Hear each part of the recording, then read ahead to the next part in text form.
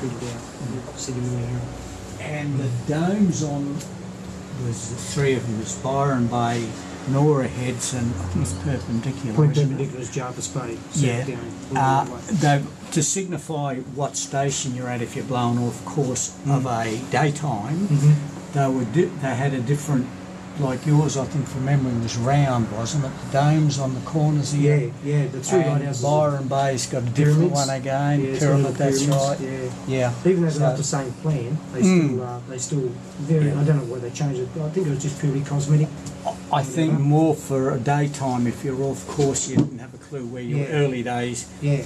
Oh yeah, that's Norah Heads because of the domes and the same as we're painted, the colours we are. Yeah, the Point Perpendicular's just got flat stones and all Yes. that too.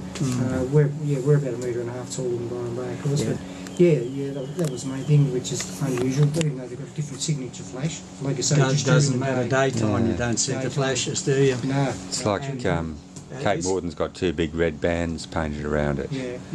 So they must trying to make them all look a bit different. Yeah. They do for daytime. Yeah. Because like we didn't have NavSat, we didn't have radios, we had nothing No, that's right. in the early days. When did we get radios? It was roughly about the Second World War, wasn't it? Around about Around the there, Second World War, as far as we get the I big can ship remember. radios and that. Yes. We used to have lookouts up on the different lighthouses. Norah they had a lookout up there. They had a guy with binoculars and everything because everything was blacked out during the Second World War. Yes. So, Well, yeah, and yes. around the balcony there's some 4 holes where they had the old signal lantern too. To signal our ships during the Second World War. We lost a couple of ships during the Second World War. Actually, these ones just they were blacked out and they just hit each other. One of them was an Australian ship, was it? Or both of them? Yes, both of them were, yeah. Both. One was called the Glider. I'm not too sure about the other one. But still a navigation aid. We're still used by the Air Force, by Newcastle, the RAF, and also by the Navy still. The Navy stops off Norah Head every now and again, a couple of times during the year.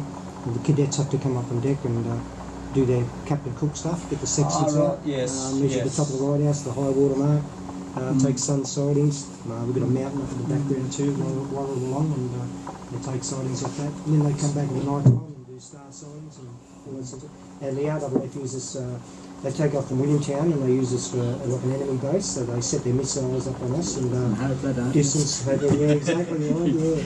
Also a turning point too when they're doing coastal exercises to Sydney. They come screaming down past us and then they turn around us and then they head further south. So we're a turning point. So yeah, it's still very much it's still very involved. important. Yeah, yes. we're going to be kept that way, which is good. It's excellent. Yeah. There's only about half a dozen lighthouses around Australia that you can actually go in and open to the public 6 days, 7 days a week. Norah Heads is the second best. This is the best. Okay, fair enough. But no, as far as Norah Heads, we've still got the tunnel and the chain for the old mechanism, the old clockwork and all. You get to see the lot. Yeah. We've got some photos of the old clock mechanism. Unfortunately, it's not there anymore. When they electrified in '61, they took it out, of course, and the case got thrown over the cliff, and all the cogs and whistles all got melted down for scrap, and so we haven't got our lovely clock mechanism. But everything's still original. Pipe is still there, and that gives you a fair indication of what it was all about. Yeah, it's still pretty much in the the lighthouse is still pretty much in 111-year-old condition. It's in great nick really for its age. It is.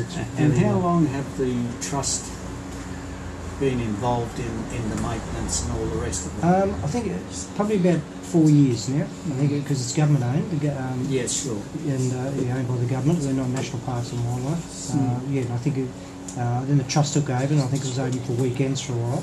Then every weekend, and it's been about the last 18 months where it's only been open 7 days a week. So. But you've got quite a few volunteers. Yeah, we've got 3 lots. We've got the trust, who are all volunteers, and then we've got 3 other lots of volunteers, which is the land care mob, who look after the bush generation. Then we've got the maintenance crew, who do a lot of painting, keeping the wires all tight, door hinges, any maintenance has to go around.